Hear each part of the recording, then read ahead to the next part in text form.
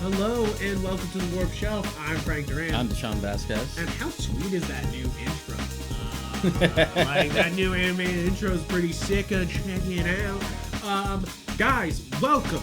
Welcome to the conclusion of not only the MonsterVerse movies, but also the conclusion to our podcast, MonsterVerse Review. Because if you haven't yet, go back. They're on your podcast list. Go back 2 episodes and click our review of this legendary monster. Yeah, Godzilla 2014, Kong Skull Island, and Godzilla King of the Monsters. So if you, we'll wait for you. You know, you got another hour, 2 hours, right? Go grab it. Go listen to that episode. Then come back here because we gushed about those movies, but now we're gonna talk about Godzilla vs. Kong, baby. It's gonna be big. It's gonna be huge. I'm so fucking excited to talk about this. Because I've been waiting. This is the movie I've been waiting for. Mm-hmm. Not only since the trailers have started to drop, but ever since they announced that this was the plan. You know, like ever since Kong Skull Island came out, they were like, Godzilla will fight Kong. As soon as Skull Island moved to Warner Brothers, because it wasn't there at first. I think it was on Paramount or somewhere. And then they sold it, and then Warner Brothers. It was Universal, Paramount, and then Warner Brothers got it. So I'm like, oh, Warner Brothers also has Godzilla. Yeah. You know what we got to do. You know what we got to do. Because if there's one thing that's great about this movie is that there already is a Godzilla versus King Kong, 1957, something like that. It's one of the early Godzilla movies. It's the third. It's the third. It's like really funny. It's like Godzilla reigns again, and then this. Yeah. You know, like it was such an early idea in Godzilla's things that they were like, we have Japanese monster, we have American monster. Fight. Yeah, because Kong did already have like 20 years on Godzilla at that point. Like a long time. Yeah. And I really do love that. I love that movie. It's so much fun. It's so silly because it's definitely 2 guys in the suit just kicking the shit out of each other. And Kong's suit looks really bad. Really bad. Even relative to the time. Yeah, it's pretty bad. It's pretty bad.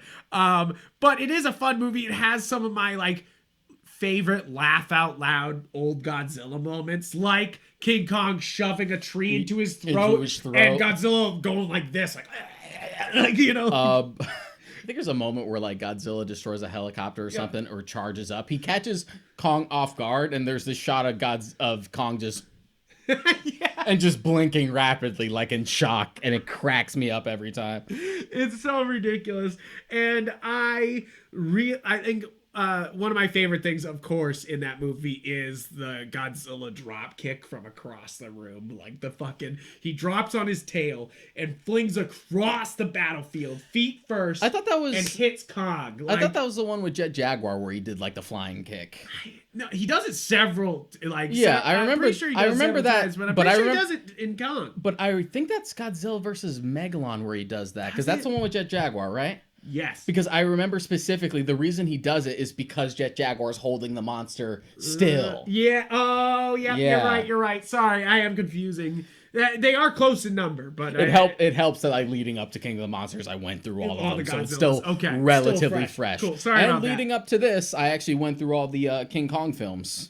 Oh, nice. Which, thankfully, is a lot less, so it wasn't that big a deal to get through. As the 30 Godzilla movies. So the 1933 film, which is, a classic, and it pioneered so much as far as special effects are concerned that you could study even to this day. Yeah. Then there was Son of Kong, which is aight. It's aight. Then I did King Kong versus Godzilla, which we're already talking about. Then after that is King Kong Escapes, which is the second Toho film that they did for King Kong. Yes, it's where he fights RoboKong. Yeah, Mechanicong. Mechanicong, which super missed opportunity in this movie alone. We had okay, spoilers, guys. If you're listening to this episode, sorry, we're gonna talk about Godzilla vs. King Kong spoilers because there's just no way to talk about this movie without talking about every fight in detail. And to be honest, like, The Thing has probably been the worst kept secret about this movie. Yeah, it's one of those things that they like, kind of put in the trailer, so it's like... I think like months ago, like before we even got a trailer, they were just like, oh, there were toys. Yeah, there's toys. Like, so, okay, so basically, guys, if there's... this is your spoiler moment. We enjoy this movie. It is a B movie. Mm-hmm. It is a turn your brain off thing. We'll get deeper on some of the messier bits about this movie. But basically, if you haven't seen the movie yet, you can go back to another podcast of ours and listen to that, and then come back to this after you watch Godzilla vs. Kong. But basically, spoilers now. Mecha Godzilla, bitch! Like, but no Mechanicon. But no Mechanicon. What the fuck, guys? Mechanicon gets no love. No, Mechanicon's stupid. It's so dumb. Oh, man. And it looks so bad. I love it. It's so just like... It really sucked that, like, 3 movies in a row were a real chore to get through. King Kong Escapes, the 76 film, which is way worse than I remember. Yeah. It's so clumsy. It is clumsy. It's really clumsy. I remember being like, why did this get such, like... Yay! You know, I remember watching. It's got some moments. Some of the like effects for the time are good, especially like close-ups on Kong. Of course, you watch Peter Jackson. Yeah, but oh man, the '78 one is so weird and misguided. It's so like 70s dated, and it's really fucking mean to its lead actress because it has the whole thing where all her character just boils down to her being like a ditzy, starry-eyed like wannabe actress, and then the film ends with like her getting like mobbed by the paparazzi after Kong dies, and the main character just like looking on as just like, isn't this what you wanted, you attention-grabbing car? And you're like, what the fuck, movie? It's just like, who on the what misogynistic man? Just what? Like, was the writer of this movie going through a divorce? Because there's some baggage. He's like, all Karens are bitches. Like, there's some baggage. He's like, Karen, come back to me. Like, it's so fucked. And then like there's King Kong Lives after that, which was really fucking boring. It was made like almost 10 years afterwards. That's the thing, is like, it's got like half the budget. The last one is really fun. Watching all the Kong movies, you're just like, like you're just like, you start off pretty well and you're just like, okay, it gets better. It gets better with the last two. You get Peter Jackson's King Kong, and you get Skull Island were good like palate cleanser because we did all those 3 on the same day. Nice, we watched the extended cut of Jackson's Kong, so is that like longer. 4 hours? How long is that? 3 hours? It's like definitely 3 hours. Yeah, it's like 3 hours. I remember seeing it and being like, damn, this is a long ass movie. But it's got a lot more bugs. Yeah, you don't even get to Skull Island until like 45 minutes in. You're like, God damn! But when you're on there, it's true, pretty sweet. It feels like it takes forever. It's like it already feels like it takes forever in the normal cut, and then the extended cut, you're like, when are we getting to the Kong stuff? But knowing that ahead of time, you're just like, let me just appreciate the Great Depression stuff leading up to it, the build up as to why this voyage is going. So it's like, it's like, wow, this still holds up very well, and it's probably the best one. I mean, I like Kong Skull Island. So do I, but it's a very different beast. Yes, I think that's why I like it more than all of those, is that I'm just like, oh, this is just a ridiculous fun movie. Mm-hmm. Like, you know, Jordan. How do you say his last name? Who's the director of Kong Skull Island? Oh, Jordan Vogt-Roberts. Thank you. I was gonna mispronounce that name, and I was just gonna hand it off to you. Just think Vogt-Roberts. Vogt-Roberts. Like he's campaigning. Vogt-Roberts. I thought it was Vought, but it's Vogt. Oh, okay. I think he knew that this movie had to be fun, and he just went for. I mean, we summed it up in the last episode that you should go listen to. I'll say it again, but like it's a fun movie, you know, like it is silly at times, but it is fun. Like, but it kind of had to be just to like fit in like this new established universe to like for us to buy that Kong could be big enough and like intelligent enough and stuff to fight Godzilla and to also introduce new monsters. Like it all made sense. And we'll say that right here and now. And to be honest, by the time said it in Godzilla in Kong Skull Island that he was a young Kong. And he still has much. He's still growing. Yeah, it's one of those things where you're like, what? Like, like you're just like they said it right then and there. They said it. Like, stop bringing up that why would Kong be bigger, as big as Godzilla? You're like, they said it right there, and they build it in, and it happens. You know, like you're just like, it makes sense. It makes sense, guys. But it's so we're now into Godzilla versus Kong. This is been delayed. This has been pushed back. It's one of those things that I've wanted this movie for a long time, and I've been so excited to finally get it. I want to go see it in IMAX right now. I'm glad I got HBO Max. I know this sounds like an ad, but I'm glad I got HBO Max singly for this reason. Is that this is it's been put off for so long. It's ridiculous. Yeah, I even made a meme about it when we first got that big HBO Max announcements, like same day as theaters and stuff like that. Because there was that initial panic of just like, well, there goes the nail in the coffin for theaters. And to be honest, we're still not sure yet. We're still not sure But yet. I had made a meme with the Thanos thing. Remember when it at first made the announcement? She's like, did you get Godzilla versus Kong?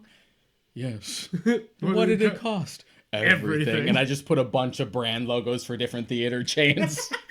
But it's so true, though. That's what's so sad about this. It's like, I finally got my Godzilla vs. Kong. It finally came out. But what did it cost me? AMC, fucking Showcase. Like, all these small cinemas, like, it got pushed so much. And, like, that's why I want to see it in IMAX. But, of course, I want to be safe. So, like, you know, like, it's one of those things that I'd rather be safe and watch it on HBO Max. They're really pushing the, like, reserve a theater thing. And it's expensive, but, you know... Hey, you know, why not? But really, it's there's a lot of hype for this movie, but I knew what I was getting into. You know, like, this was gonna be fun. Godzilla versus Kong beating the shit out of each other, and guess what? That's what this is. That's what it was. That's what this is. And I think the human plot is fine here. I think they do a good job of introducing some first off, well casted characters. I think everybody this cast is great. I think that's number one about this movie, is that the cast is pretty fantastic. Yeah. Even if, like, returning characters kind of get shortchanged. Yeah, like Millie Bobby Brown. Yeah. And I think that kind of comes down to, this is definitely more Kong's movie than Godzilla. Yeah. Which makes sense, because he hadn't had a sequel. But nobody from Kong is here. Like, it's weird. You know, like, it's weird that Joe Morton wasn't in this, because he cameoed as, like, an older Dr. Brooks in King of the Monsters. His character was in Skull Island. Yeah. He was the one who first brought up the Hollow Earth stuff. Even in King of the Monsters, when they reference it, there's like, Dr. Brooks was right. And then you actually see him later on. Why was he not in this? Instead, we introduce a new character who I guess wrote a Hollow Earth book. Just like, why not? And he's Serizawa's son, is what they established. No, I'm talking about Skarsgård's character. He like wrote a Hollow Earth book. That's why they wanted to get in on it, because they wanted like the fuel. And I'm like, why isn't that just Dr. Brooks? Yeah, it definitely is one of those things where you're just like, could we not get this guy back to fill this role? Like, or like, that his character is probably my main problem with this movie. I like most of this movie. I even like most of the subplots. But there's two things that bother me about this movie that just like is kind of just stupid. Is his character. I feel like they do a nice character arc. I actually kind of enjoy it, where they're like, he's a coward, they say right at the beginning, and then all he does for the rest of the movie is be brave. Where you're just like, and then they have the nice moment where he's like, he does the coward back to her, and she's like, "Ha, yeah, it's coward." Like, and my wife took that as her being mean, though, and I was like, "No, like, it's not letting them know that they were making fun of him." like, it's a nice, and besides, it's a nice moment. Kids are mean. Yeah, just like, it's kind of a nice moment,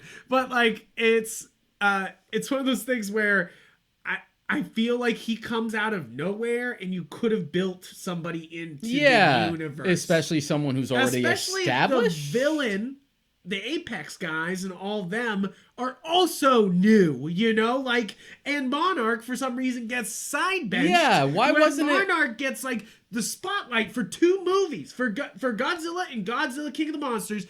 It's Monarch. Yeah. And then this movie's like, okay, we got three kids fucking off, and we have Apex. What happened to the eco-terrorist from King of the Monsters? Yeah. Why wasn't Joe Morton in it? And I know like the actress who plays like one of the Mothra twins in King of the Monsters was supposed to be in this, and they shot it, but they cut it out. Yeah. They were just like, nah, we won't reference Mothra. You're like, It's stupid. But, okay. And here's the thing. Because I know a fair few of you like listening will be like, who cares? It's the human subplot. I never care about the human subplot. But it that's helps, what differentiates these movies. yeah, it helps to like service the takes the plot, good from the especially in a movie that has Mechagodzilla in it. You can argue till you're blue in the face. I just want a movie where it's just monsters and no humans at all. Mechagodzilla ain't gonna build itself. You gotta have some humans in there. But and it's always the same lesson. That's what cracked me up about this movie, is that it leans into its roots a lot, and I love that about this movie. Also, is that it leans into the Mechagodzilla roots, where we're like, humorous. And here's we the thought thing. we could create our own Godzilla. And as imperfect as like the human cast up until this point had been, I've still been more or less engaged with them. Yeah. Like Bryan Cranston was the heart of 2014. The only problem is they killed him off so early, and then we're stuck with his son, and his son isn't nearly as compelling. Yep. And then with King of the Monsters, It's like I like the characters, but this whole like domestic dispute with his family is kind of really ham-handed. Yeah. I mean, I think it works, and I think I'll talk about this a little bit more because we're not deep enough into this discussion. Yeah. But I like this movie a lot, but I kind of like King of the Monsters more. Yeah, so like, do I. I'm gonna bring that up early because I feel like I gotta reference it a little. Is that I like this movie. It's fun. It's got good fights, but something about the fucking like teeth and claws of fucking King of the Monster feels more real there, you know? And I mean, of course I'm biased. They beat up Boston. That's kind of like, and it's like the neon fight is dope, but also you're kind of like, but they could destroy Boston though. The cast, because even with Skull Island, the problem with that one was the characters are compelling, but they're mostly kind of split off for the rest of the movie. Yeah. And there's too many characters. Yes, like a lot. Yeah. And they definitely have the same problem here where they're like, okay, so we have the three where we have the Godzilla podcaster, and they're basically G Squad going out and like tracing down Godzilla, and of course they find out about Mechagodzilla. Yeah. Which is it's a very classic plot. Like I was very like, hey, like I know this one. And then of course you have the Kong Whisperer, which is another problem. It's not a huge problem. It's just kind of stupid. Is that they like have the Time magazine where they're like, she's the Kong Whisperer, and then it turns out her daughter's the only one actually whispering to Kong, and she's the only one speaking to Kong, and Kong's directly told her daughter to lie to her, and you're like, are you believing the big monkey over your mom? Like it's like, but also kind of like, yeah, believe the big monkey. But like, it's kind of funny that like all the human characters are so just like that. I feel like that relationship sums up the movie sort of in a way with the humans, is that like the adult characters are there, but they're not, and they act like they're qualified, but they're not. You know, like, and they don't actually accomplish and stuff anything. that should have a little more like weight to it, whether or not you care about the human characters or not, isn't there. Like, it's weird to introduce Serizawa's son into this movie and not have that be a bigger deal than it is. Yeah, like, because I like Serizawa as a character. He was like the biggest takeaway from 2014 and King of the Monsters as a recurring. Yep. Like, I felt that sacrifice that he had in King of the Monsters. Yep. So to put his son at the forefront, and for him to be Serizawa from the original film is also like, and to be an antagonist is really cool. I wish we just dwelled on it a little more. What was his relationship to his father? I do want to know these things. He's the one piloting the mecha, right? Okay, yeah, that's what you were saying. Like, exactly. It feels like they introduced him because he's cool looking. But that's pretty much it. And that's all they do is they're like, he's cool looking, and look at him, he goes into a trance. And I feel like little things could have galleon this fucking Mechagodzilla. Like, little things could have helped like elevate it, even if it's just like broad strokes. Like, get rid of the mustache twirling like CEO and just put Serizawa's son as the primary antagonist, and you have something there. I think that's one of the other issues, is that they add too much there with the Apex stuff, like, you know, like where, and I get why it's there because we have to set up like the cybernetics and stuff. I do like the, like, you know, like private business thinks they can handle it, and like obviously it's dangerous that they're running unchecked and allowed to make a fucking Mechagodzilla without anybody fucking knowing, and it leads to this. Like, and why wasn't anybody fucking pissed at them for fucking like tracking in Godzilla twice, you know, like. But I do want to say that, like, definitely the human plot is not the strong part here, but the movie kind of knows it. Yeah. You know, like, and it every time I was like, okay, time for monsters. Literally the minute I felt that, there would be a monster moment, like, right afterward. Yeah. You know, like, because this one's they only knew where their bread was buttered. This one's like just under 2 hours. Yep. It pretty much gets to the point. It like opens on Kong immediately. And whenever we do have like a big battle. I love that opening, by the way. It's just like Kong as the dude. Like, he might as well be in a bathrobe opening fucking getting milk. Some half and half and some vodka making some white Russians.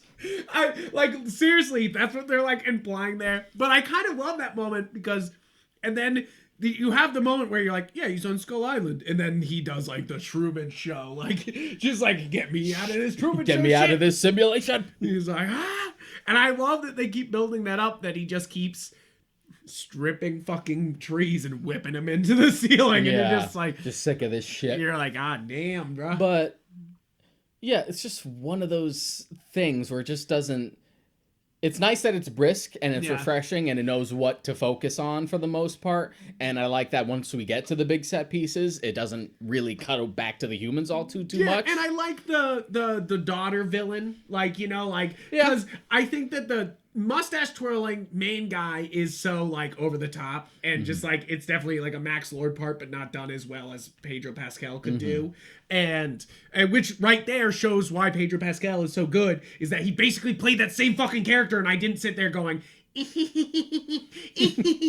know, like, you're surprised just like, surprised he didn't tie like the G-Force Kids and the Podcaster Guide to some railroad tracks. Right, you're just like, okay. Especially the part where he's like, Greenpeace again. You're just like, come on, dude. Stop it. Just stop it.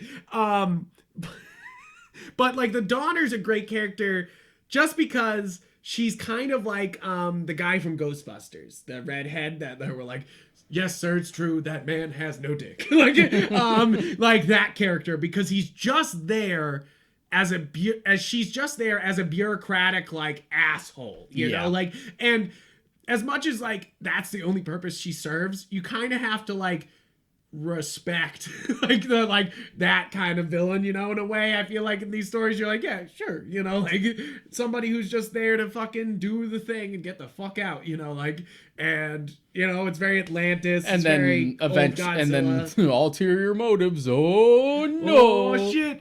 But my favorite part is her dying though, because Kong picks up the ship, checks to see if there's anybody he likes in there, literally like leans in, is like, is anybody I like in there? Oh, no. Then puts it down to his side and smushes it.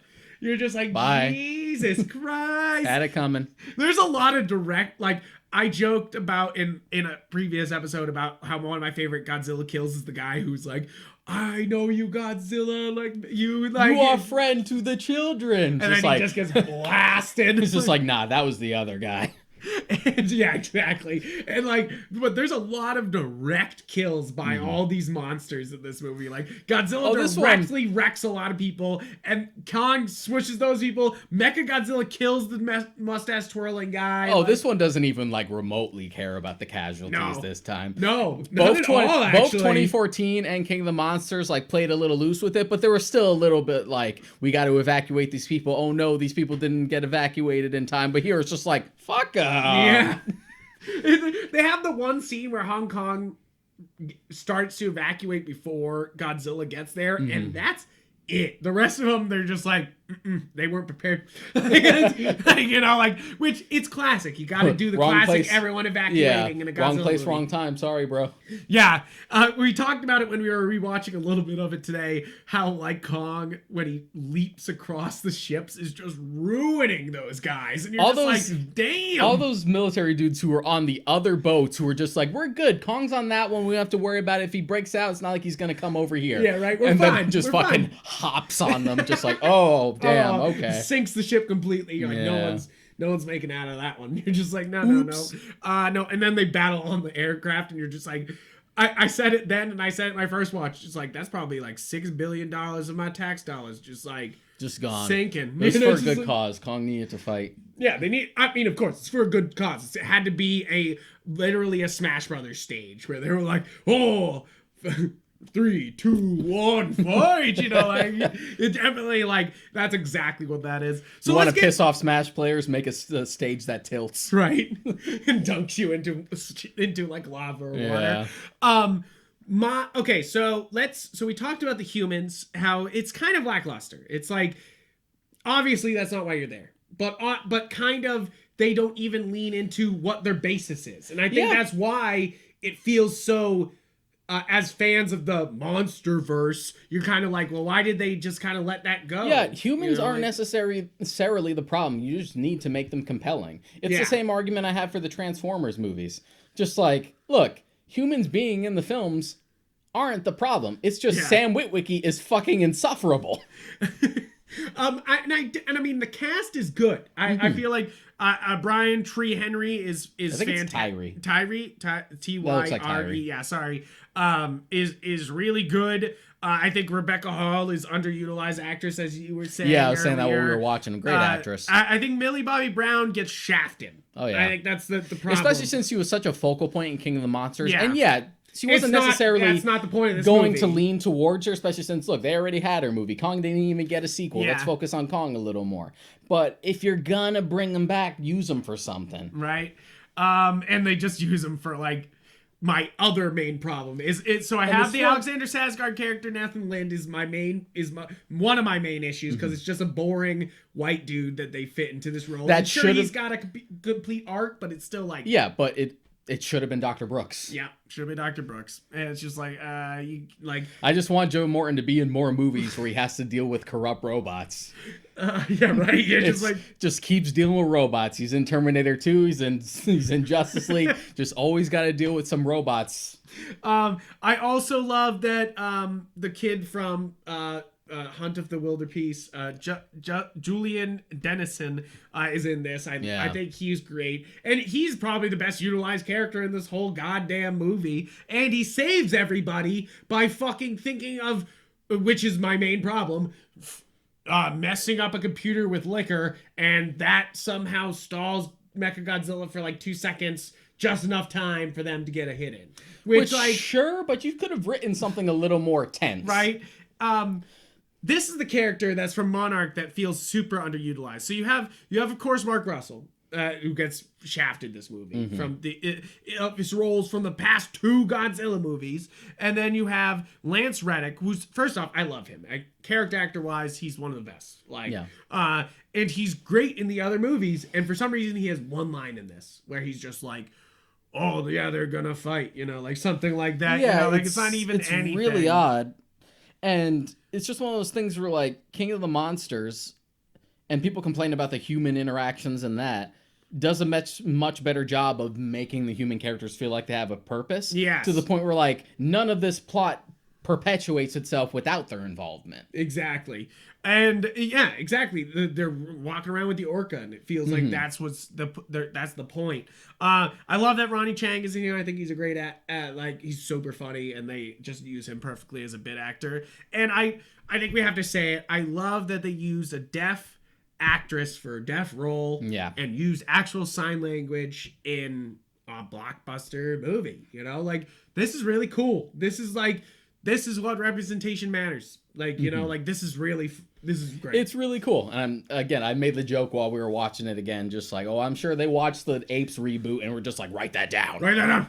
Home. Because, man, by the time you get to, like, It's in Rise a lot, but when you get to fucking Dawn and War, like most of the movie is in sign language, and it's great. I think we have to bring up that the one of the great things about this movie is that it is well directed.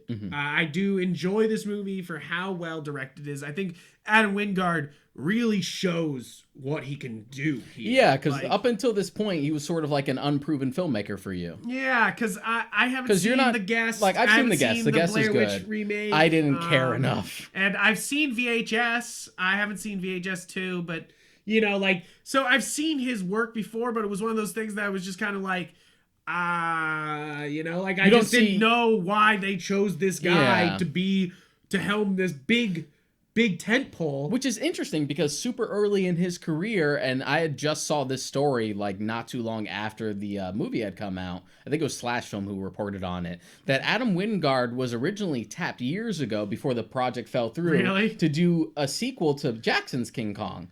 Really? And he was like chosen by Jackson specifically. Really? That's so wild. But then the project fell through. Like that. It's just like probably little shorts that like they all see and they go, that guy's good. And I mean, and he did Death Note. That was the other thing. Is like we talked about. I don't know how many times we talked about it on this thing. I feel like it's a little bit too much obsession. Somehow it comes up. I don't know how. Comes up, but the live action Netflix Death Note comes up, and Adam Wingard's last project before Godzilla vs Kong was that. And you know, like it's one of those things that we said it several times, is that if you take it as just another Death Note story, it works. And it's not as offensive. Yeah, again, the more it tries to be like the source material, ironically, the worse it gets. Because it feels so much like its own thing. Like, I'm not against a trashy horror film Death Note movie. No.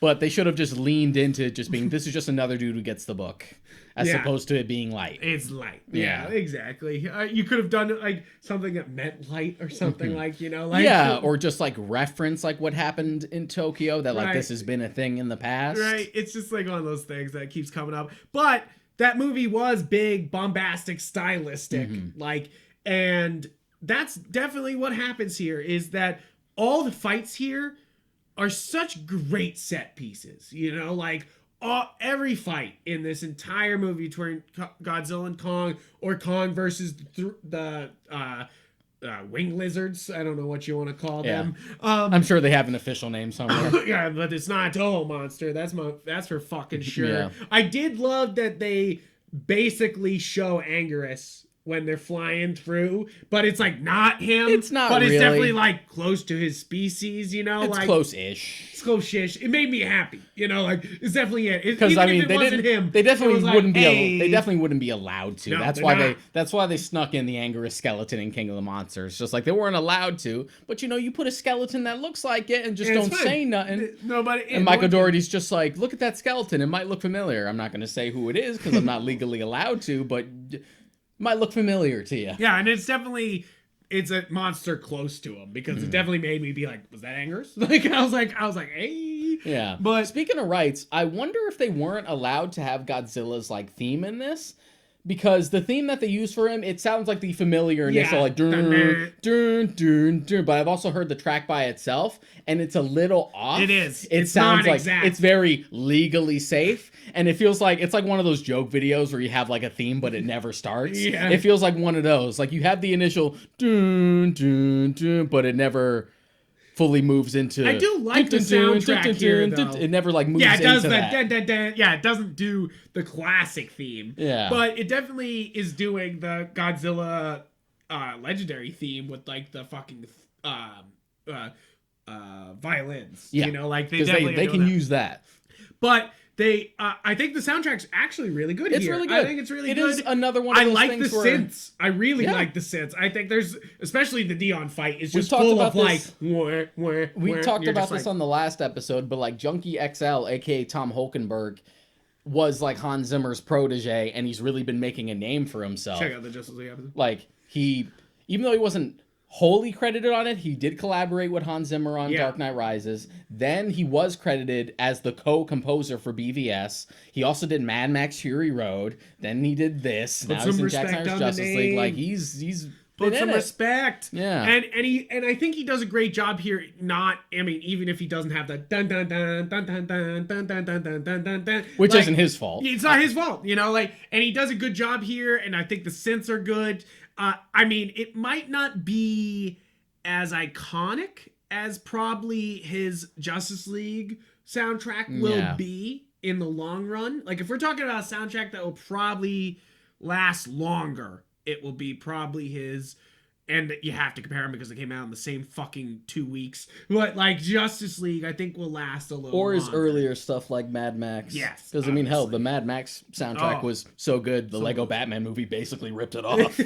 I don't know if you've listened to the score to the Lego Batman movie, but you're just like, this is basically Fury Road's score. They're like, they stole this. Yeah. He's like, but we're Warner Brothers. We ain't suing from ourselves. We ain't suing us. Like, we're not going to sue ourselves. Just like, okay, fair enough.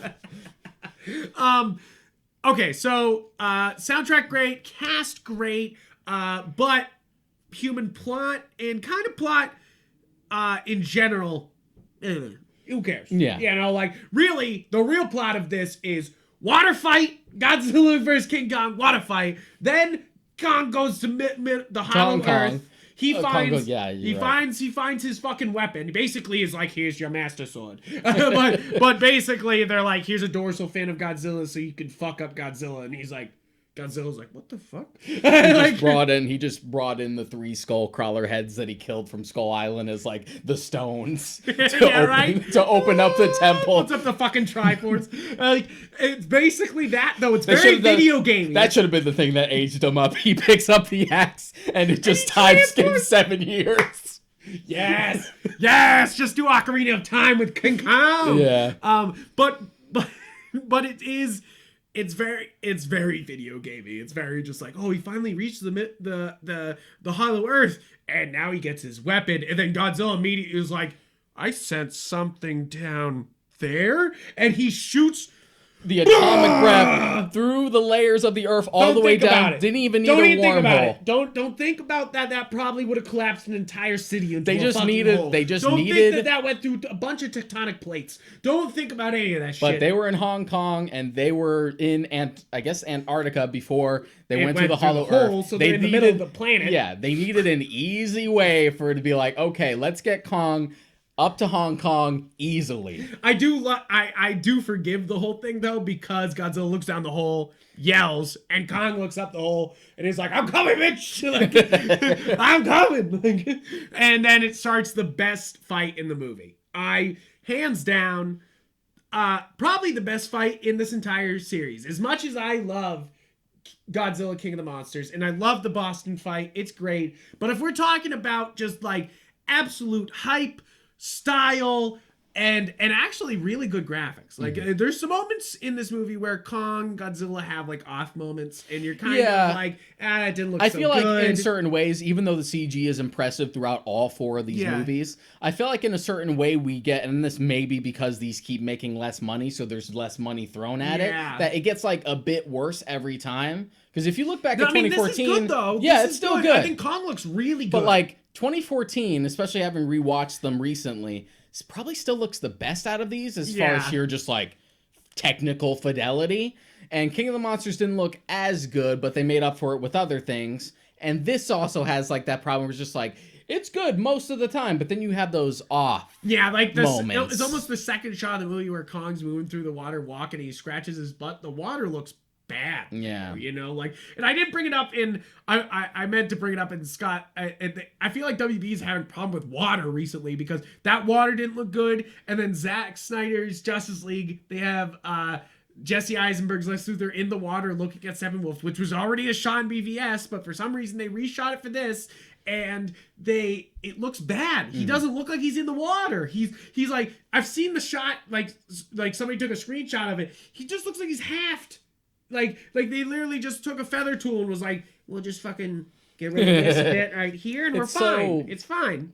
It's so odd, but it also showcases why, especially like 2014, King of the Monsters love to use like weather to sort of keep things at a darker level. Yeah. Because when you see some of the monsters, especially Godzilla, in like really broad daylight, you start to see the cracks a little more. Yeah. And not in a way where it's just like, oh, this looked terrible in comparison. This still looks good, but this is like the first one where we're just like, we're starting to get like progressively a little less polished. And there's definitely a lot of beautiful moments, a lot of really well animated. I love the way all the characters move. It is just sometimes there's moments where you're like, hey. Like, you know, like there's Godzilla's been doing some cardio because he is moving. I just kept saying though, as I called him in all the other movies, he's thickums. I was like, thickums, because especially as he moves in this, because they make him fast in this, but they also still keep the thickness of him because it's American Godzilla, so he's thick as fuck. So it's just like, oh Lord, he coming. Oh Lord, he coming, and he does though. Like especially that in the neon fight when he's crawling and he's like got him by the foot a couple times. You're like, damn, he's thick like, as he's coming through. But I love that moment because it's so like lizard. It looks like an alligator attack. You know, exactly. I love that. That's what I thought. I was like, this is really well done. I love the fights. I mean, I was joking that all this plot is just fights, but it is. You get to the neon fight. There's the second round where Kong wins, which I'm talking about in a second. But like, and then you have Godzilla showing up, who's actually boss right after that, and which is what I'm basically saying is like they're like, oh, I guess King Kong takes the second round, and then literally 10 seconds later, Godzilla stands up. So if you want to call that the third round, then that means Godzilla won 2 out of 3. Yeah, right. Like, come on.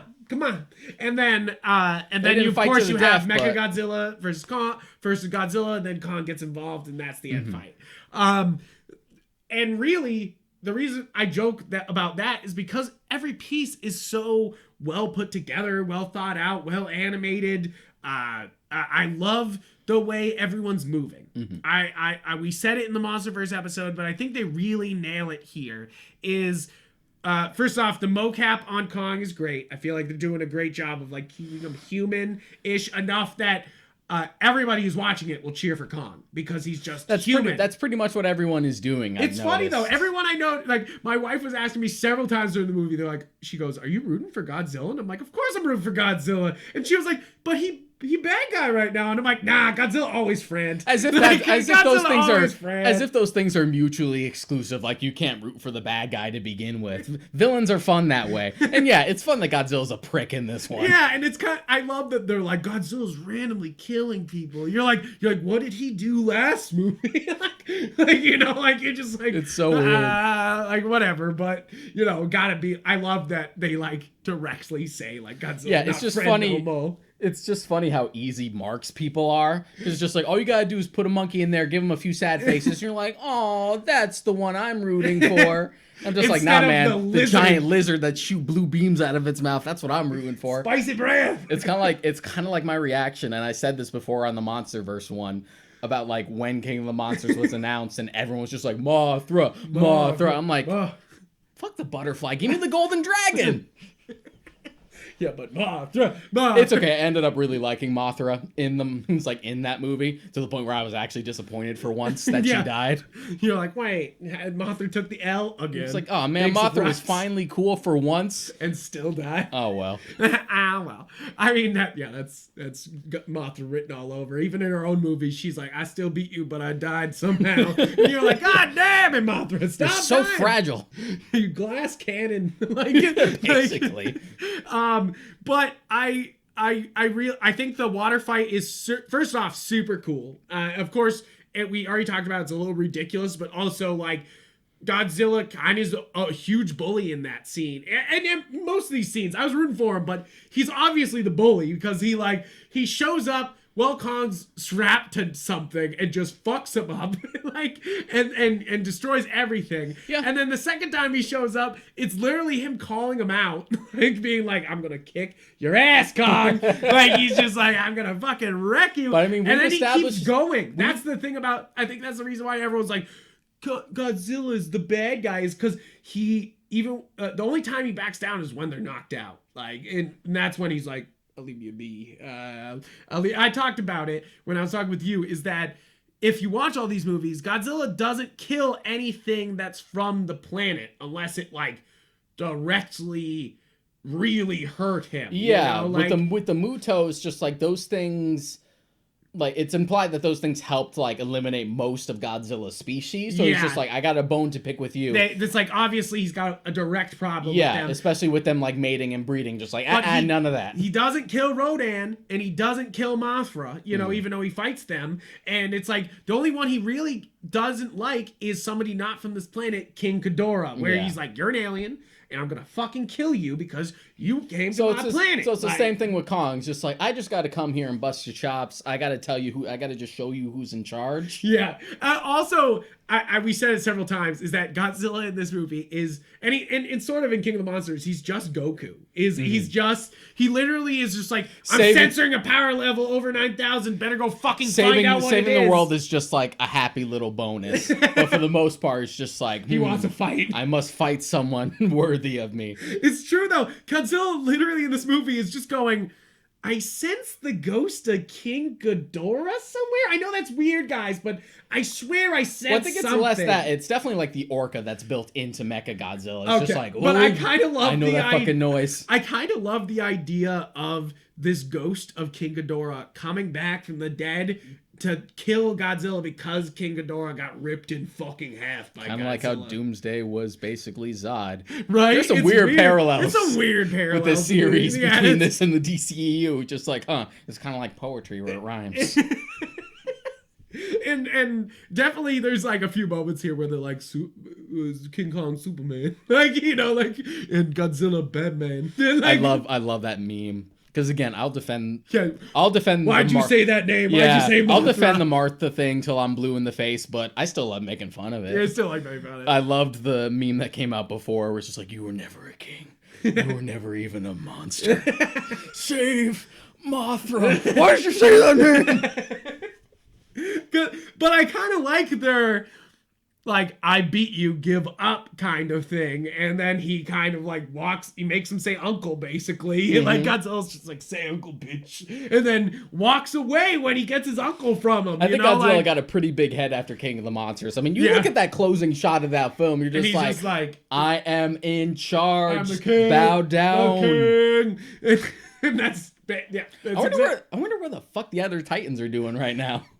Because we woke up 17 of them in the last movie, and I guess they just chilling right now. They went to Hollow Earth just to fuck off, like they were. Just and I guess we didn't pay off my theory, because I thought that like we were gonna turn Skull Island into like Monster Island, the de facto Monster Island. But they were like, oh, Skull Island is just a little part of Hollow Earth that's risen to the surface, which isn't a bad idea. It's not a bad idea. But it's not a bad idea. It's one of those things where I was like, okay. I felt like turning Skull Island into Monster Island would have been a reasonable excuse to be like, okay, so this is why these guys aren't out in the wild fucking shit up, is because they're like settled over here. Yeah. Yeah. Yeah, exactly. And I think that would have worked, but it's just kind of like, don't worry about it. The focus is on Godzilla and Kong, and worry about the stuff that happens. And you had brought this up like when we were watching it. You're just like, it's weird how, despite how connected it is to these other movies, how disconnected it is at the same time. Yeah, because it's referencing Monarch. It references Kong and Skull Island several times. They're even on Skull Island. Characters from King of the Monsters return in this. The post-credit scene of Ghidorah's head in King of the Monsters pays off here with the skull. But for some reason, this doesn't feel like the other movies. Yeah. You know, like it doesn't even feel that connected to Kong Skull Island. And part of that is that... I think that's mainly his fault. The Skarsgård's fault. I think like his character fucks up that continuity in a big way. It's one of those things where like nothing's fleshed out enough because we want to truncate the human stuff enough. Like, that character should have been Dr. Brooks. Serizawa's son being one of the main antagonists should have had more nuance, and we should have gone more into that. Yeah. And it's just one of those things that I feel like that one bit fucks up a lot more than they intended. You know, like where it just doesn't feel like the other movies, which is fine because it's supposed to be this big conclusion crossover. Yeah, but it's also and we're willing to accept a lot because we get ridiculous with this one. We're like full sci-fi, and that's not what bothers me. They set up the Hollow Earth. We said it earlier. They set up the Hollow Earth. They even show the vortex in fucking Godzilla versus King Kong. I mean, not King Kong. Godzilla versus King of the Monsters. Like, it's just the Hollow Earth is brought up in Skull Island because Yep. Brooks has been researching it, and like John Goodman's character is the only one who like took him seriously, so he brings it up in conversation. In King of the Monsters, we reestablish it again with Bradley Whitford's character, and he even brings up, oh, Dr. Brooks was right, man, it's the Hollow Earth. Yep. I'm telling you. And then we pay it off by going through the vortex, which is basically a wormhole, and seeing Godzilla's home. So we had the Hollow Earth in the last movie, so it's not too ridiculous to get like the full-on like journey to the center of the earth, world beneath the world shit in this. Yeah, and but it definitely leans into the sci-fi with the heaves, with that like the basically the Universal Studio rides that those are. Because come on, guys, make a great ride. That's just this movie's almost an advertisement for a Universal ride. Like, I know the ride doesn't exist for real. If you go to Universal, you can ride Kong Skull Island. It's a great ride. I rid it 2 years ago now, and it was a lot of fun. It's a great ride. It's much and I rode the Peter Jackson Kong one before that, so I've rode all the Kong rides except for the original Kong ride. You'll never be able to check that off. I know, it's one of those things that like that ride. If you don't watch Defunct Land, do yourself the favor and watch Defunct Land. It's on YouTube. They go through rides that have been defunct. They don't work. They're not around anymore. And one of them is Kong, like the original King Kong Universal ride with the flames and the Kong giant face coming through the wall. And there's an actual statue of Kong that's huge. When you ride through, it just looks incredible, and you'll never ever be able to ride it. And this one's a cool ride. It's like the Harry Potter ride where it's got 3D screens all around you, and that leads to 4D elements where it shoots stuff at you. And they do have a giant Kong, but it's definitely like, oh man, it would be really cool if it was that one. Like, yeah, just that shot from inside the vehicle where they're going through the Hollow Earth tunnel, then going by Kong's face, then for some reason flying in a helix around Godzilla's atomic breath just to fly by his face. You're just like, be sure to ride this at Universal Studios. It does, though. It feels like at Universal Studios Japan. Why? The Godzilla vs. Kong ride. Which, please. I mean, it'd be pretty fun. Please fucking do it. Because it reminds me of the mess around. I rode the Back to the Future ride when I was a kid. It's the only time I've been to Florida. And that was awesome, especially for the time. And even that looks dated now, but to update it with something like that, it feels flying like the in the Star middle Wars of a ride. kaiju, It feels like the Star Wars ride. It's like there's precedence for a ride like this, and they could absolutely accomplish something very simple. I would love to go on the Star Wars ride. We only went to Universal when I was a kid. Yeah, so I've never been to Disney. Yeah, Disney's it's an experience. Yeah, that's what I keep hearing.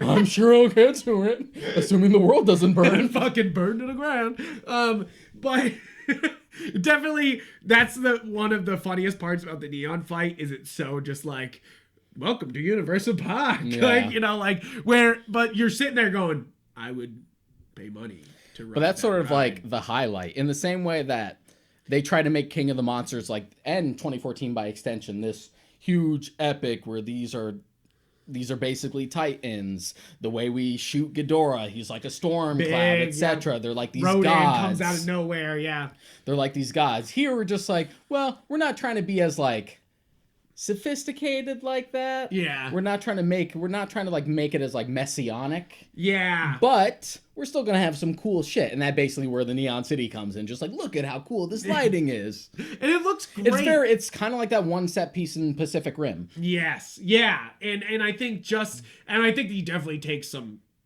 like influence from Pacific and that Rim whole with like that like monorail system kind of reminded me of Tron Legacy. Yeah, right. Yeah, I was like, except it's that all that is what Elon Musk wants. He wants the Hyperloop, and he wants it for that. And you're just like, yeah, he's like, you know what's half as cool as this? Maybe that'll work out. Yeah, right. If it's kind of like this, let's do it. But I think that the neon fight is one of the best Godzilla fights probably ever. Like, it's one of those things that, like, you have to take into context all these legendary movies as being in the Godzilla pantheon, and that's definitely one of the best fights they have, because it's dope. Godzilla fucking slashes, hits you with his tail, fucking bites you. King Kong tries to do the fucking, the break his jaw. Yeah. And I love it because Godzilla just keeps zapping him with it. Kong tries it like 3 times, and Godzilla keeps being like, nope. boo, like, you know, like, bah, like every time, and you're just like, yeah.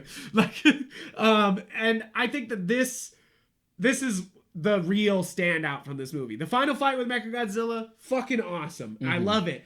But I feel like the neon fight is the like, oh damn. Yeah, the highlight. This is first off, dope looking, soundtrack's great, dope fight. Like, come on, the part where Godzilla's blasting and Kong's jumping between the fucking buildings as he's grabbed his axe, and then he Jordan's in the air. Like, I literally both times just yelled Jordan, because he just like, and he just fucking hits Godzilla in the face, and that's what he wins round 2, which you're just like, okay, you hit Godzilla in the face one time with the axe, like, yeah, you know, and he backed up, like, and then he got up. It's just like, I didn't hear no bell. I hear no bell. And like, it absolutely is just that, though. I didn't hear no bell. Like, it's just, he kicks his ass literally 10 seconds later. Like, because the most damage he does to Godzilla is that he's down for a bit. He kind of like knocks him out. He's you know, a little dazed. A little dazed. But he fucking dislocates Kong's shoulder and he like leaves scars on his chest. Right? And he almost does the Velociraptor from Jurassic Park, like,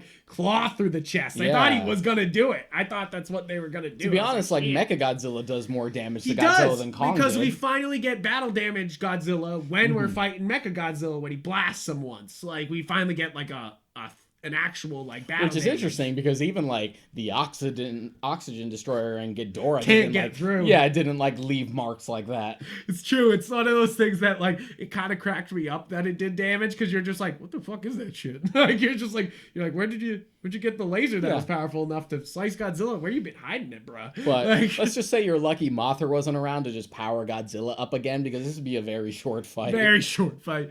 I do love, we were talking about the way they move. I love the mocap of Kong. I think it's very human, and it's very like still big. And then you have Godzilla, which is the guy's doing a lizard thing, and he's using, and the mocap of him is very to the body of Godzilla. Like, often he doesn't use his arms because his arms are kind of tiny, but when he does, it's like a close shot and it's like a bam to the face.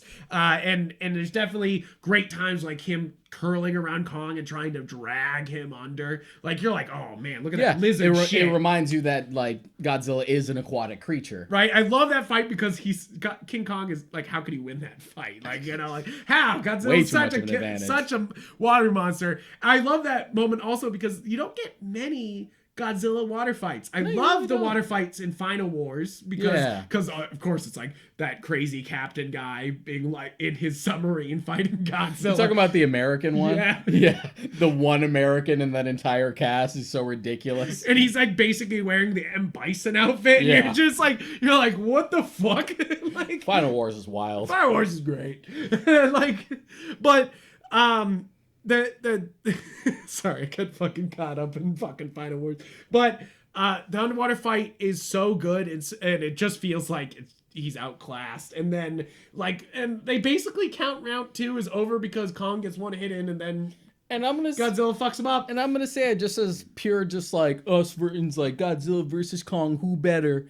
I mean, Kong to even have like a leg up needed an axe made of Godzilla to beat Godzilla. So right. He couldn't even get enough punches in to beat him, you know? Like, which, like, of course he couldn't. It's Godzilla. Which it was cool that they took advantage of that. Because there was some, like, I'm going to rip off this tree and use it as a bat. I'm going to use this, like, boat propeller as a chain, scorpion style, which stuff is cool. Like that. And so you see in Kong Skull Island that he can use weapons, and he's good at it, and he knows what the purpose of it is. So that was the advantage. And that's what I figured. Just even given how like overpowered Godzilla is in King of the Monsters, I'm like, well, Kong will have the intelligence and he can use weapons and stuff like that. Yeah. That'll pretty much be his advantage. Exactly. But again, he can't do damage to Godzilla without Godzilla. Like, you know, and you're just like, whoops. And then Mechagodzilla just like handing ass to Godzilla. I kind of love, so that's what I've been trying to get to, is that I love the way Mechagodzilla moves, because there's two things to it. It's very robotic, but it's also very human, and it almost is very classic Mechagodzilla. Like, it feels like somebody's really in a suit there, you know? Like, if anybody looks like they're really, really mocapped, it's Mechagodzilla, because it's like, every one of his moves is like taking some Godzilla's face and just fucking throwing him into shit, you know, like, or throwing him to the ground or punching him into the, like, out of the air. It's just like, it's crazy shit. And I really just love the animation on him. I think that this is a weird Mechagodzilla design. I won't say it's great. I will not. I don't think the spikes are... I didn't like it, like, immediately, like, seeing it at first. It, like, grew on me a it little bit, on, and I get that you. they're mostly going for, like, this sort of, like, skeletal thing. That's why he's so slim. But it's still one of those things where, when I hear the term, just given how well all the creatures up until now have been redesigned for the legendary versions... I feel like I would have gotten something better out of Mechagodzilla specifically. It's one of those things where I don't know if it goes far enough to be a fun Mechagodzilla change. I think even anime Mechagodzilla might be cooler, you know, like... What anime Mechagodzilla? Because that the planet turns into fucking It's not the planet, it's just one city. Yeah, but like the city Mechagodzilla. Yeah, like, but also there's no Mechagodzilla appearance, it's just a metal city. Yeah, but like, you know, it's still Mechagodzilla. Yeah, in name only. It could have just been like, oh, it's basically just nano machines. Yeah. So like, oh, it's this weird nano machine city. That's it. That's it. He fights Godzilla though. No, he doesn't. Yeah, he does. It fights him a little bit. No, it doesn't. Yeah, it does. I just watched it. I need to rewatch those. They're garbage. I need to rewatch them. The first one's all right. The second and third one, fucking trash. So we're on the final fight: Mechagodzilla versus Godzilla versus Kong, because Kong gets brought in when they're like, Godzilla, not enemy. That the enemy, like Godzilla, friend to children. So are you. So are you. And they go and kick the shit out of Mechagodzilla after a kid pours liquor into the fucking computer, which, that's my only problem, is that the Mechagodzilla fight is really good. It shows how really powerful it is. I like the idea of the ghost of Ghidorah coming back to like fuck up Godzilla. I love that bit, you know. But think about how much more organic stuff, like, yep. Oh, we gave Godzilla the advantage because we have the Orca. We gave the Godzilla the advantage because we literally fed him a nuke to juice him up. Right. As opposed to just like, I poured a drink on the computer and it froze him for a sec. I know. It's one of those things that if you do it too easily like that, it doesn't work. If the humans, like, I know they were trying to like speed things up, but like the humans taking that much of a shortcut really undercuts a bunch of shit, you know? Like, it's just kind of like, but this, overall, this is a fun movie, you know? Like, this is just pure fun. Like, it doesn't, and that's why I kind of dig this movie a lot, is that it is a super fun movie. Yeah, it's one of those things where you forgive those faults, but those faults still exist. Still exist. And we have to talk about it because that's what we're here for.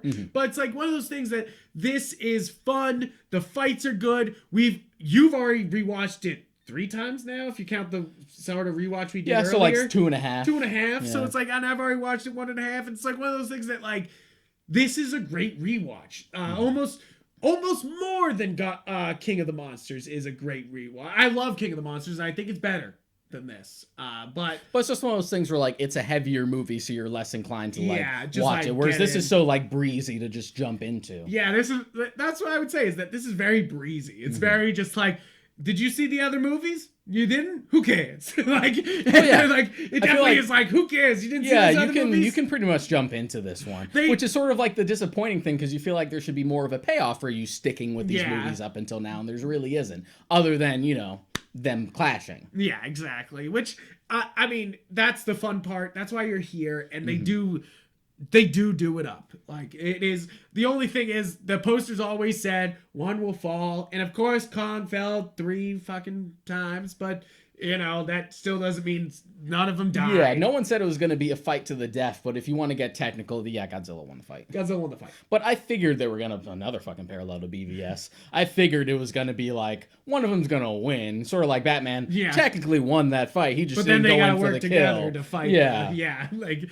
then we got to work together to fight the real menace. Yeah, exactly. Everyone knew what was going to happen. And I think that's one of the funny things about this movie. It wasn't like BVS enough. Because we didn't have the Wonder Woman equivalent. Where the fuck was Gamera? Yeah, where was Gamera? Gamera just shows up. Or Gigan. I would take Gigan just showing up. Like, but No, But it's Gamera got would it's work got to better. be Gamera. It's gotta be Gamera. That'd be ridiculous. Just That'd be turtle. No. He just fucking shows up, no build up, nothing. Doesn't even have And like it has the same screams as Wonder Woman. Just just oh yeah, that'd work. And That's the lesson coming out of GVK. It wasn't like BVS enough. I don't know if that's a good thing. But I'm sorry, I got distracted by that. No, it's a good idea. No, it's not a good idea. I think it's endlessly fun. The action pieces are well set up. The cast is great. There's just obviously the plot is not like the reason why King of the Monsters work is that the plot drives everything forward. The reason why Final Wars works human plot is that everything drives everything forward and the humans fight each other. And that's kind of the exact reason why King of the Monsters works the same, is that they're fighting each other instead of government, which I love Shin Godzilla, but and it's almost a parody of the other Godzilla movies in Shin Godzilla when they're like doing all the business stuff. And and it's almost like, but even then, in the same way that like the original Godzilla was like a metaphor for like, Hiroshima. Yeah. In Shin Godzilla, it's more for like the Japanese tsunamis from a few years ago, and how like nearsighted the government was in handling that threat is a direct parallel to the way they do it in Shin Godzilla. That's the metaphor for that. And for that, in that sense, Shin Godzilla does work as like this sort of sci-fi, also political thriller-y kind of thing. You're like, what? That's why Shin Godzilla's things where like that works. That's why Shin Godzilla's good shit. Shin Godzilla's really good. Shin Godzilla's good shit. Now, is this one of the better Godzilla movies? Obviously. I think that's what I think all of these legendary movies are some among of the best Godzilla movies. They're all in the top tier. I love Godzilla movies. I've seen them all. I own most of them. And it's one of those things that all three of these are totally worth it when you're watching all these Godzilla movies. And if you were introducing your kid to Godzilla, you'd be like, here's fucking legendary Godzilla. Here's King of Monsters. Yeah, it's the most palatable. You don't have to worry. You don't have to worry about a kid just being like, "Oh, it looks so fake." Yeah, you can just sort of hand it to them. You don't have to worry about 28 movies to like watch to lead up to it. You can be like, here's the palatable one. There you go. There you go. And then if it ignites a spark from then maybe we can like visit some of the other ones. Exactly. And I think we talked about it. I love how everybody was like, wait, you're rooting for Godzilla, or like, wait, is Godzilla a bad guy? Like, and they directly say at the beginning, I love that shit. Like, I don't know why, but Godzilla, people being confused about if Godzilla's a good guy or a bad guy tickles me pink. Like, you're just like he's neither. He's a creature. Yeah, you're just like, he's an animal. Don't give a fuck.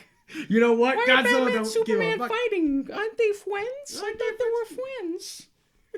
And I kind of love the end here. I think it sums it up, is that Kong and Godzilla face off against each other after the Mechagodzilla, and basically Godzilla tells him to drop the motherfucking gun. He says, drop the gun, and then like Kong drops the fucking axe, and Godzilla's like, good, I'll see you later. and he's like, I'm gonna get a Slurpee, and he fucks off. We cool. He's like, we cool. Cause like I said, he kind of like, if you're another living creature that hasn't done direct harm to him before, like, he's gonna let you fucking live, like, it seems like. He had to put you in your place, and plus he was already kind of irritated with the Orca and the Mechagodzilla thing. I think we haven't brought this up yet, is that's one of my favorite parts about this movie, is that if you're a new fan of Godzilla, you're watching this going, why is Godzilla being the bad guy? Why is he picking on people? And then if you're a classic Godzilla fan, you're like, there's only one reason why Godzilla would attack somebody with no reason. Like, you're like, there's only one reason. It's because they got the skeleton of Godzilla down there. But this one, they're like, it's the skeleton of King Ghidorah, and you're like, I'm cool with this. Yeah. Like I love that update of it. Like, because you couldn't do a dead Godzilla like the original Godzilla, because you're not playing with that the original Godzilla happened and everything else. Is now. Although they could have gotten away with it just because we had that skeleton of the dead Godzilla in 2014. So they could have done that. it, and I kind of thought they were going to, but I kind of like I like the idea of the ghost of Ghidorah. The ghost of Ghidorah. It's even more Dragon Ball. I feel like it's so Dragon Ball, where it's just like, the ghost of something has come back to fucking kill me, and then like, it's just anime in general. It's just anime in general that like Godzilla's just like, is that he's just sitting around and he's like, wait, is that a powerful being? I'm gonna go fuck them up. Also, what's this ringing in my ears? Yeah. Is that fucking thing again? I thought we got rid of that thing. Yeah, he's like, I fucking broke that shit. Like, it's exactly that. You're just like, and it's definitely like Godzilla's like almost tosses him a sensu bean at the end and fucking leaves. You know, like it's just like you're like, okay, so they live to fight another day. Like you're just like, all right, like you know, like, and that's the fun part about this movie is that if you just take it for what it is, you can have a good time. You can watch monkey fight giant lizard. It seems Godzilla's like content with just being on like the upper Earth. So I guess now with Kong being in the hollow Earth is just like, all right, you just you stay in your spot, you stay in your turf, I'll stay on mine. How about that? I think one of the things I love about this movie is how many close-ups they do of Godzilla's just face. I love the shot where he fucking smiles. I love it. Just has like, the toofiest grin. It's just great. Pissed. Just like, hey, gotcha, bitch. Like, it's so good. And it's one of those things that makes this such a fun watch. Adam Wingard said that like one of the big rules that Toho said is that they couldn't make Godzilla too expressive, so they said they had to be clever about it. Yeah, because that's definitely, it could have gone to it could have been ridiculous. Yeah, it could have been ridiculous, and they definitely get the expressions across with Kong. And there was a little bit of that in King of the Monsters too, where he was more expressive than he was in 2014. Yeah. I love the reaction when Ghidorah bites down on the power plant. They charge up and Godzilla's like, huh? Yeah, right. I forgot about that. Yeah. That's why that's one of my favorites. It's just like so just weird. It's just like, oh, like Tim Allen noises intensified. Yeah, right. It's true. And this one they let Kong do most of the expressing, but I love Godzilla's expressions here. Yeah, we had talked about how like in King of the Monsters and Skull Island, like they are able to infer personalities within each of these creatures without having to have them like talk or do anything ridiculous. You get a sense of like no what son their of Godzilla is. being like, son, it's okay if they are bullies to you. Like, I kept making fun of Minya like during my watch the first time because it's just like, oh man, what's the secret down here? I'm like, watch it be Minya. Oh just like the greatest threat we could have thought of, the worst nightmare, worst possible scenario. It's Minya. It's Minya.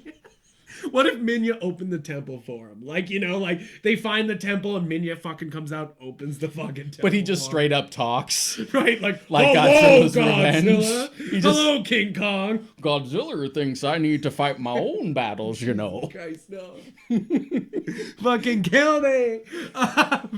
But like, I kind of feel like that's one of the weird things about this movie is that they had a chance to like sequel bait at the end and they don't at all. And I think it's because they don't own it anymore. It's done. It's not only that, because their contract is up as far as Godzilla is concerned, but even beyond that, like these movies have continued to be like diminishing returns. And King of the Monsters really didn't do well, which really pisses me off. Which is really sad. I love that movie. So it's one of those things where like they know that if they do a post-credit scene, they might not ever be able to pay it off.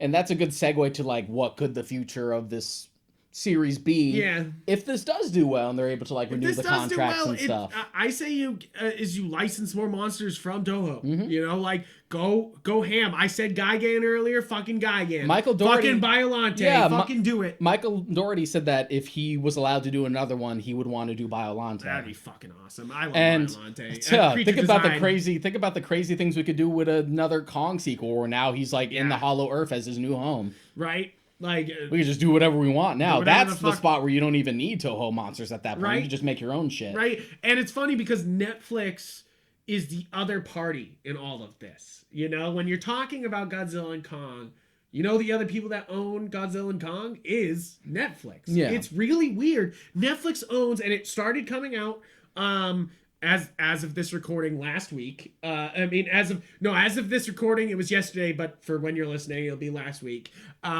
Is that the Godzilla anime started coming out in Japan on Netflix. Yeah. And I think they're waiting for the dub and everything for America, but like, and I looked it up and I was able to look it up on American Netflix, but I can't add it to my list yet, even though it says Godzilla singular point. Is it already out on Netflix? No, it's not. That's they got the first subbed episode in Japan, but we don't have it over here. But so, is it on their Netflix? Yes. So if you got a VPN, Which I do. you know what to do. But it's funny because they also have a King Kong series. I didn't know that. I looked it up on Netflix because I was like, wait, they got the Godzilla stuff. What else do they got? And I looked it up, and they had a Kong animated series in 2018. I didn't know this. Yeah, I know one of the things that they were toying with was to like put it on the film on Netflix, and then they were just like, no, HBO Max. And because they did that without consulting anyone, they're just like, we're mad. So in order for you to like get it and for us not to pursue legal action, we want you to pay us what the legal bid for Netflix was going to be. Yeah, right? That's crazy. Yeah. That's fucking everyone getting their fucking money off of this movie. You know, Yeah. like that's the But crazy hey, bit. if this underperforms, that's at least some more money in their pocket that they wouldn't have gotten otherwise. Yeah, just So like, maybe hey, that'll help. I don't know. But it's funny that Netflix is, so you have Legendary, Toho, and now Netflix all kind of intermingling into making more Godzilla stuff. Like, because we have the animated movies, which you were just talking about, you didn't love, but there's the animated show coming. That's the Singular Point, which looks good. I think I like the designs. It could be absolutely silly, but it you know, they seem to have a lot of love for it, so we'll see. Look, I have to say this, like, it takes a lot for me to hate one of these movies. Yeah. You have like one side of the spectrum where Godzilla's Revenge is just annoying because it's mostly Minya and it's comprised mostly of clips from older movies. Yeah. So that's just fucking dumb and lazy. But and otherwise, then you have like the anime trilogy on the other side of the spectrum where it annoys me because it's so up its own ass. Which doesn't often happen in Godzilla, Yeah. I would say. They definitely do not get too smelling of their own shit too often, you know? Like, they're not like, oh, this is good shit. You know, like, I mean, as much as they recycle. Yeah, and there are ways you can do it. Like, you can argue the original film and 2014 and Shin Godzilla are just like, this is serious entertainment. Godzilla. Yeah. There's a serious Godzilla. And then you have everything else. But the anime trilogy goes like really Evangelion and it's fucking dumb. Yeah, I have to rewatch because I remember liking the first one and liking the I like the first one implications of the fine, second but then one. it just kept getting worse. Yeah. So basically, Godzilla vs. King Kong, fun movie, definitely worth the watch on HBO Max if you already own it. Like, absolutely, go do it. I would even say if you have the possibility to go see it in theaters, this is an absolutely must see in theaters. This is a big action blockbuster the way it's supposed to be. It's interesting that like this and Zack Snyder's Justice League have been more worth the price of a subscription, more so than like Wonder Woman 84, stuff like The Little Things. Yeah. Or Tom and Jerry or something. Just like, you know what the connection? One, Warner Brothers, but two, Junkie. It's all down to Tom Holkenborg. He's keeping it together. He's keeping all this shit together. Yeah. It's true though. He did such a good job, and he's really. I feel like you gotta look for him in any future project. You know, like it's one of those things where you're like, yes, please, like more of that. But guys, I'm pretty sure that's it for Godzilla vs. Kong. Definitely go watch it while it's on HBO Max. Go listen to our MonsterVerse episode. Go fucking support it. Just support the shit out of it so I can get more of these. Yes, and yeah, exactly. It's what it is. Is like if you don't. I was saying this during the Godzilla episode. Is we never had Godzilla in theaters, so if we don't support it, we don't get more Godzilla. And I know that sounds so like Nintendo boyish, where it's like, if we don't buy the newest Legend of Zelda, even if it's a repeat, they won't make more Legend of Zeldas. But like, you're like, no, you make them make better. Damn it. But like, that's actually true with Godzilla. If no one goes sees it, they'll just stop making American Godzillas. And sure, we'll probably get someone down the road like a few years later, but I like this established universe and I want to just keep going with it. Why not? We already got like the baggage and the setup all the way. We don't need to hit the reset button. We just keep on going. Keep on trucking. But really, this is one of those things that I'm gonna rewatch this movie a lot. Yeah, is mostly it. Like, I love these fights. I almost want to like put the neon fight on again, you know, like, and that sounds so stupid and such like, and again, that's the reason why it feels like a Dragon Ball thing, where it's like, you're like, I like the plot, but you know why we're here. Yeah. Like, you know, like we're you know, like there's a reason why the Goku Vegeta versus Broly fight is one of the most watched things on YouTube, and it's not even like, you know, like an official clip from anybody or anything. Just like, yeah, I watched Dragon Ball Super Broly for the plot. The plot is Broly's abs. And I mean, I feel the same way with this movie. They're like, yeah, I watched Godzilla versus Kong for the plot, and it's just Godzilla smiling. You're The like, plot, yeah, yeah. you're like, the plot, his smile. You're like, it's true though. Then you're like, that's why I'm here, boy. Godzilla just fucks with people. The movie. Godzilla is mad and he going. Godzilla is pissy and he go fuck your shit up. I like this because I love bad Godzilla. I think it's so much fun. I love like Godzilla All Out Attack where he's just an asshole. Yeah, Like, that's like the only one where he's like not only the antagonist, but he usually like tends straight to be, up an asshole. He Like, tends to be like the antagonist if he's in his solo movie and they're like, he is the monster, he is the threat. But it's the only movie you can find where like not only he is the antagonist, but Ghidorah's the good guy. Just like, oh, okay, fine. sure. All Like, it's fun. It's a good one. Yeah. Basically, watch more Godzilla movies, guys, and then come back and watch this one and appreciate how good this is. You know, like Keep for on what it is. supporting it. I hope it does well. It seems like the interest for this one was way higher than the other ones. Yeah. Like even the trailer had way more views than like 2014 or King of the Monsters. And DC fanboys, listen to me. Oh boy, here we go. Don't comment Restore the Snyderverse underneath this. Don't review bomb this because you want WB to restore the Snyderverse. This is a good movie that deserves to keep going. You know, like don't fuck with these people's livelihoods. Yeah. Like Adam Wingard worked really hard on this, and so did probably hundreds of people who worked on this movie. Don't fuck with their livelihoods over wanting another movie. And this is coming from people who like those this. movies too. Yeah, I like it too. I like the Snyder Cut. I'm excited we got it. But don't be a prick. Yeah. That's pretty much it. That's always our lesson. Don't be a prick. Unless you're Godzilla. Then Unless you you're got allowed. it. That's totally fine. Yeah. But guys, thank you so much for listening to this episode. Check out all our podcasts on YouTube and every podcast platform you can listen. But also check us out on Galaxy of Geek, where all these things are, and you could read articles by me and Deshaun and many others. You could, and all our podcasts are on there too, so it's an easy repertory, you know. Like be sure to check Instagram and Twitter for Yupfrank And Mod Karaika. for weekly updates of new things we got. I'll be showing, you know, I show off Godzilla stuff. I swear, one day that weird username of mine's gonna make sense. It's gonna make sense. You're gonna be like, damn, that was such a long throwback. Yep. Like, that was a throwback. It was a reminder. There's a reminder. It needed to be done. And make sure that you get on Discord if you want the culture, if you want to join in. Make sure to comment down below on one of these things, because that's how we get further, you know, like that's how things get around. That's how the algorithm works. So just wherever you are, comment, rate, subscribe, whatever you got to do. Shove it in your friends' faces. Yes, please send it around. It really does help to get this everywhere. Check out that new intro. It dope. Check out the design by all the people we love. All the links for all the people who made our stuff. Yeah, we'll put it in the description. Is below. And thank you guys for listening and having a great week. And go watch more Godzilla stuff. Like, come on. What are you doing? You know you want to. You know you want to.